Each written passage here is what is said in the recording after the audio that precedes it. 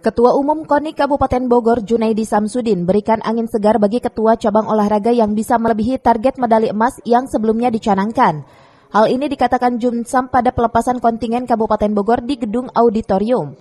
Ia menjelaskan ada bonus umroh bagi ketua cabur yang bisa melebihi target medali emas di Porprov Jabar. Adapun syarat target emas yang diberlakukan harus 15% dari jumlah nomor yang dipertandingkan.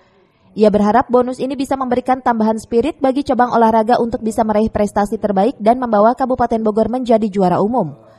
Kami akan memberikan reward. Kepada ketua cabur, jangan sirik kalau atlet, jangan sirik pelatih. Karena kalau atlet ada bonus, pelatih ada bonus, ketua cabur tidak ada bonus.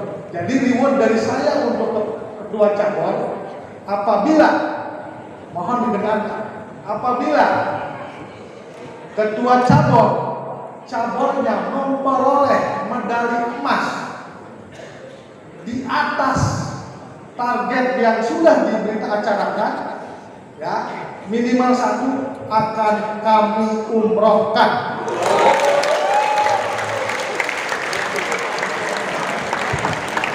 Dan kemudian selain itu satu lagi syaratnya, ini hanya berlaku kepada cabur yang targetnya di atas 10%. Ya, ini berlaku bagi cabur yang targetnya di atas 10%. Dari Cibinong, Kabupaten Bogor, Cafi Suryadi melaporkan.